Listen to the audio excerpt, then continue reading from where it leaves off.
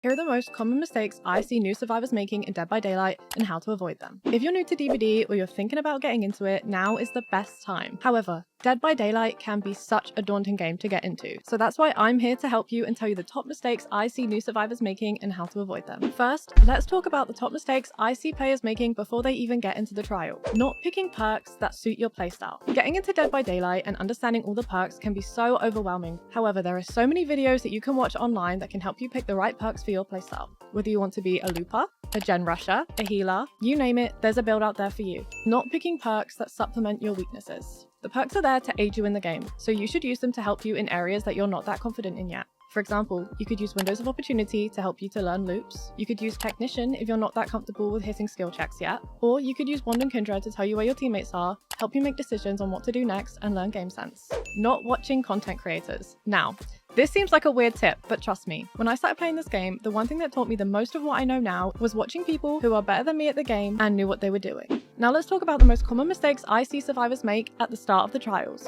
Not splitting up at the start of the match. I know in The Walking Dead they say to stick together and never split up, but that is not the case in the fog. Splitting up, and especially at the start of the game, is the best way to ensure that everyone can survive.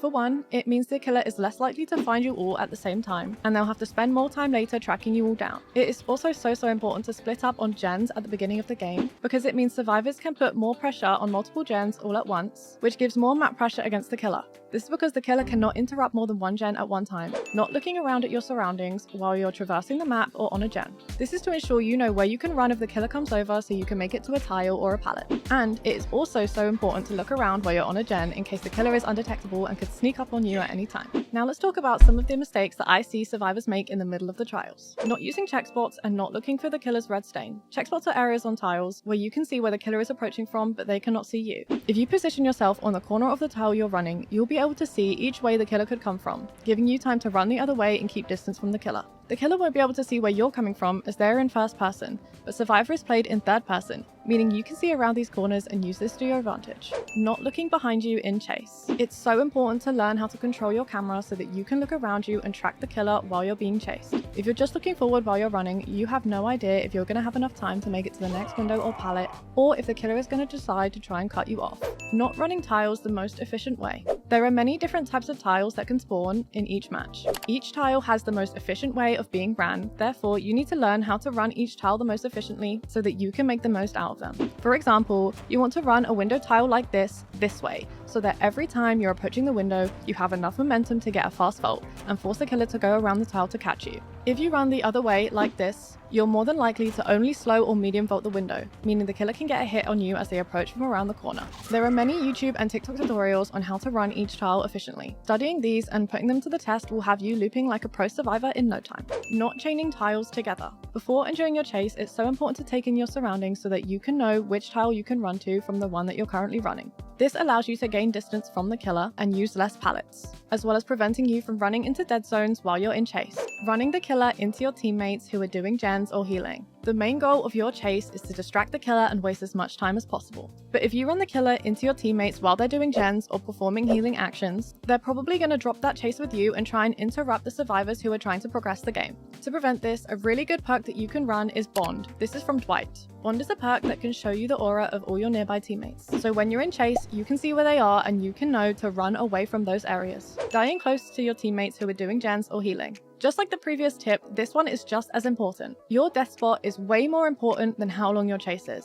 Even if you have a long chase, if you take the killer towards where the gens are being done and you die in those areas, this is going to disrupt the progress of the game. If you think that you're about to go down, the best thing you can do is run away from where gens are being done, or even just to the corner of the map, completing gens that are all way too close together throughout the game and forming a 3-gen. 3-gens are when the last 3 gens on the map are all very close together in proximity. This occurs when survivors continuously complete gens that are close together throughout the match. The killer can easily patrol these last 3 gens on the map, making it really hard for the survivors to complete that one last gen that they need to open the exit gates. To prevent this, it's important to scout generator locations throughout the game and make sure that you're not completing gens that are too close together. A really good perk that you can run for this is Deja Vu. With this perk, you want to make sure that you're completing one of the 3 highlighted generators so that you can break that 3 gen. Camping pallets or throwing them too early. Killers can sometimes expect you to camp the pallets and can easily get hits this way. It's better to either pretend to keep running and then circle back and get the stun, or drop the pallet early and get some distance and make it to the next tile. However, you don't just want to go around wasting all the resources and pre-dropping all the pallets. The main goal of your chase is to waste the killer's time and distract them. If you continuously pre-drop pallets as soon as you get to them, you're going to be wasting those pallets and you're not going to be wasting the killer's time as much as possible. Instead, you should loop around the pallet 2 or 3 times before you throw it, which is usually possible against most killers. Not checking the HUD to see what your teammates are doing and using that to decide what to do next. For example, if you see something like this on your HUD, you can see that 1 person is injured and completing a gen, 1 person is on the hook, and 1 person is in chase, and the other person is healthy and completing a gen. In this situation, the healthy person should go for the unhook. However, if the healthy person's gen is almost complete and the hook timer still has enough time left, it would be ideal to complete the gen first and then go for the unhook. You never really want an injured person to go for the unhook unless absolutely necessary. Cleansing dull totems. Cleansing dull totems is mostly just a waste of time in terms of team play. The only 2 good things that can come from it is 1, getting a few blood points, and 2, possibly preventing a no-ed hex totem from spawning in endgame. However, this is not guaranteed and usually you could just be wasting your time. It is more efficient to be doing a gen, healing, or unhooking a teammate. Vaulting or throwing a pallet after being hit. After being hit, you gain a speed boost for a few seconds. If you throw a pallet or vault, you are wasting the majority of this speed boost while completing that action.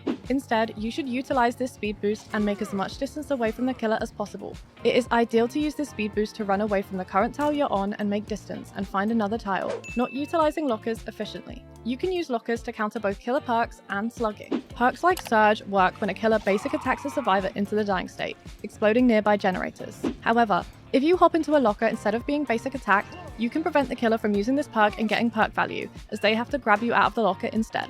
It is also a good idea to get in a locker if the killer is wanting to slug in a dire situation. If you hop in a locker, you're not giving them the option to easily slug you. This means you're going to waste more of the killer's time and maybe have more chance of getting that gen completed. And finally, the most common mistakes that I see survivors make during the end of the trial. Not playing stealthy when they're dead on hook, or not playing aggressively when other teammates are dead on hook and you aren't. If you're going to be dead and out of the game the next time you're hooked, you're going to want to play stealthy so that the killer is less likely to find you.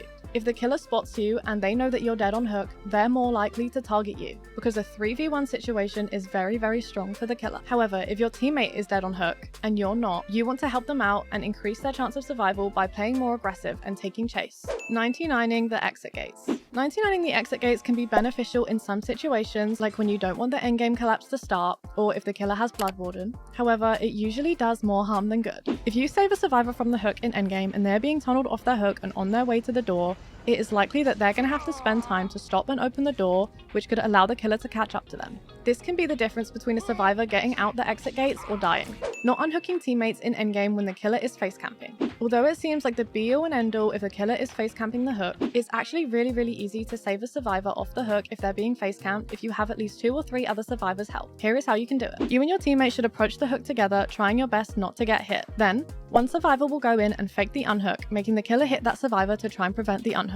This is when another survivor will actually unhook, since the killer will be in a cooldown after their swing. The unhooked and the hit survivor will run away, and the other healthy survivors will body block for the others on the way back to the exit gate, meaning all survivors can escape. Not heel teching at the exit gates. Heel teching is a technique that's used at the exit gate to prevent a down survivor from being picked up by the killer. If another survivor is healing the down survivor, it blocks the pickup prompt from the killer. This means the killer will have to hit the survivor that is healing to stop them performing this action, but in this time the killer will suffer from a cooldown, buying time for the down survivor on the floor to crawl towards the exit gate and escape. Now you are more than prepared to go and fight in the fog just like Rick, Michonne, and Daryl. If you have any questions, feel free to ask in the comments, or I stream 4 times a week over on Twitch and I'd be happy to answer any questions over there. Thank you for watching, I'll see you in the next one.